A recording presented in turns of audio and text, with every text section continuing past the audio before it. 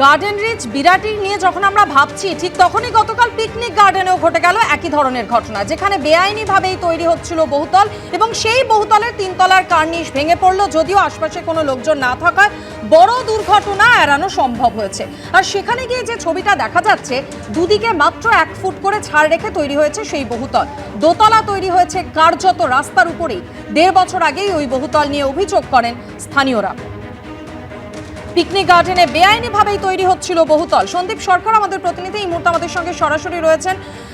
সন্দীপ, প্রশাসনের তরফ থেকে ঠিক কি বলা হচ্ছে? যে ছবি আমরা দেখতে পাচ্ছি যে দুটি বিল্ডিং এর মধ্যে মাত্র 1 ফুট করে ছাড় দেওয়া হয়েছে, স্থানীয় বাসিন্দারা তারা কখনো অভিযোগ করেননি?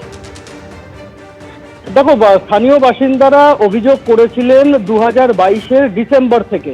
ডিসেম্বরে প্রথম তারা তিলজলা থানায় অভিযোগ দায়ের করেন, তারপরে কলকাতা পুরসভার বিল্ডিং বিভাগের ডিজির কাছে অভিযোগ দায়ের করেন এবং তারপরে বড়সাতের এক্সিকিউটিভ ইঞ্জিনিয়ারের কাছে অভিযোগ দায়ের করেন। এই 3টে অভিযোগ হয়েছিল 2022-এর ডিসেম্বরে। অভিযোগের বয়ান ছিল একই, এখানে বেআইনিভাবে বহুতল নির্মাণ করা হচ্ছে। যখন এই বহুতলটির 5 তলার অংশ নির্মাণের প্রক্রিয়া চলছে তখন অভিযোগ করেছিলেন স্থানীয় মানুষজন। কেননা এই পাড়াতে, এই গলিতে যে রাস্তার যা মাপ তাতে 4 ফুট পর্যন্ত 4 তলা বাড়ির অনুমোদন সর্বত্র হয়ে থাকে। সেখানে প্রমোটার 5 তলা তুলতে যাচ্ছিল, সেই সময় তারা অভিযোগ জানান এবং সেই অভিযোগ পাওয়ার পরে বেশ কয়েক মাস কাজ বন্ধ হয়ে যায়, সেটা স্থানীয় বাসিন্দারা জানাচ্ছেন। এবং কাজ বন্ধ থাকার পর প্রায় 6-7 মাস কাজ বন্ধ থাকার পর ফের কাজ শুরু হয়েছিল। 5 তলার অংশটা আর নির্মাণ হয়নি, 4 তলা পর্যন্তই থেমে গিয়েছিল বহুতল। কিন্তু সেই নির্মাণ, সেই 4 তলা পর্যন্ত অংশ সেটাও বেআইনি ছিল। তার বিরুদ্ধে কিন্তু কোনো ব্যবস্থা আজ পর্যন্ত নেওয়া হয়নি, এমনটাই অভিযোগ সামনে আসছে। এবং যেটা স্থানীয় মানুষজনের আরো অভিযোগ যে এই বহুতলটি তৈরির সময় 3 কাঠা জমির ওপরে এই 4 তলা বহুতলটি বানানো হয়েছে এবং সেই বহুতলটি কোনো রকম ছাড়ের তোয়াক্কা না করেই বহুতলটি বানানো হয়েছিল। কার্যক্ষেত্রে দেখা যাচ্ছে যে বহুতলের দুদিকের অংশে সেখানে 1 ফুট, কোথাও 1 ফুটেরও কম ছাড় দিয়ে বহুতলটি তৈরি হয়েছে এবং বহুতলের দোতলার অংশ এমনভাবে বাড়ানো হয়েছে যে যেটা প্রায় রাস্তার উপরে এসে পড়েছে। ফলে এরকম একটা বহুতল যার বিরুদ্ধে অভিযোগ হয়েছিল 2022-এর ডিসেম্বরে, তারপরেও কেন এই বহুতলের বিরুদ্ধে ব্যবস্থা নেওয়া হলো না, এই প্রশ্নটাই কিন্তু স্থানীয় মানুষজন তুলছেন গতকালের দুর্ঘটনার পর। ধন্যবাদ সন্দীপ। পিকনিক গার্ডেনে বেআইনিভাবেই তৈরি হচ্ছিল বহুতল, এমনকি স্থানীয় কাউন্সিলর তিনি পর্যন্ত বলছেন যা হচ্ছে সেটা বেআইনি বাড়ি, পেন্ডিং ফর ডেমোলিশন।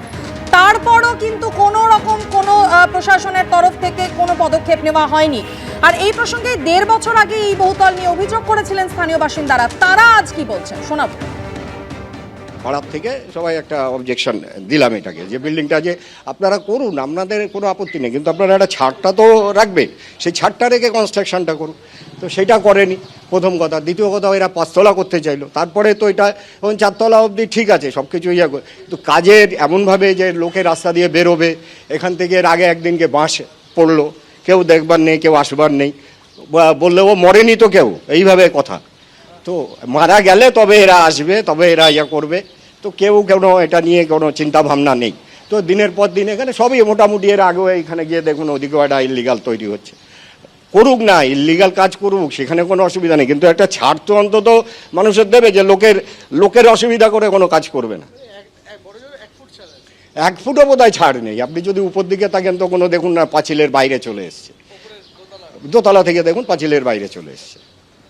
তো সেইখানে রাস্তার উপরে যদি চলে আসে, এবার এই বাড়িটা যদি কোনো দিন আজকে ধরুন প্রমোটার বেঁচে চলে গেল, যারা থাকবে তারা এই বাড়িটা মেনটেনেন্স করবে কি করে, সেটাও তো ভাবতে হবে।